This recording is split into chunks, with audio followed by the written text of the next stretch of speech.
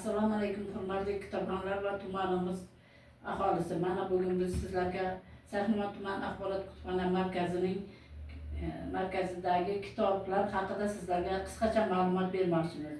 Hozirgi kunda Sayxunobod tuman axborot kutubxona markazida 21.438 nusxada badiiy adabiyot, elektron kitoblar hamda audio video kitoblar bilan tumanimiz aholisiga xizmat ko'rsatmoqdamiz. Bundan tashqari tumanimizdagi aholilarga kompyuterlarimiz bor. Bu kompyuterlar internetga ulangan, Ziyonet orqali har qanday kitobxon o'zini qiziqtirgan savollariga javob olishi mumkin. 2025-yilda faol kitobxonlarimiz tomonidan 60 nusxadan ortiq kitobni kutubxonamiz fondiga sovg'a qilib topshirdi. Bundan tashqari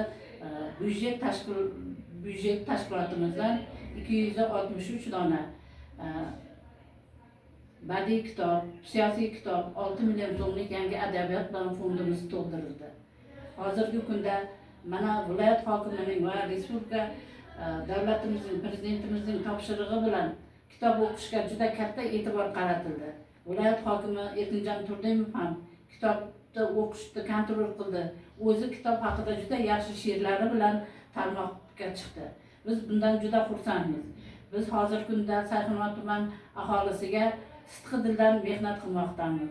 Hozirgi kunda mana 4 ta bo'lim bor. Bu ishlab beruv bo'limi, fondlarda bibliografiya bo'limi, xizmat ko'rsatish, fondlarda qayta ishlash hamda elektron kitoblar bilan xizmat ko'rsatish bo'limlari mavjud.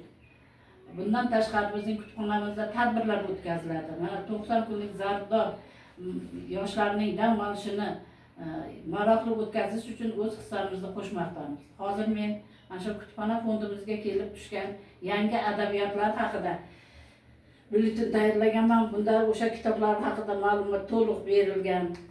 Hozirgi kundagi qayta nashrdan chiqqan O'tkir Hoshimovning ikki eshik orasida mashhur urush davridagi voqealar aks etgan kitobi, Tog'ay Murodning Otamdan qolgan dalillar kitobi qayta nashrdan chiqdi.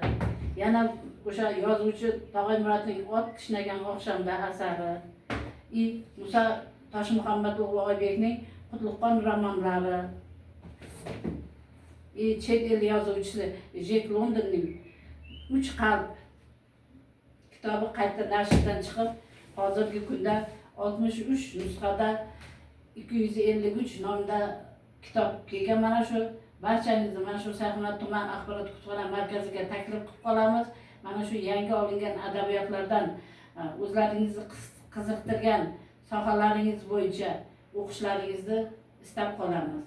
Hurmatli kitobxonlar, mana hozirgi kunda yosh bolalarni dam olish, istirohat bog'lariga aylantirasiz. Mana shunda birrov bizning Sayxunobod tuman axborot kutubxonasiga ham kelib ketishlaringizni xohlaymiz.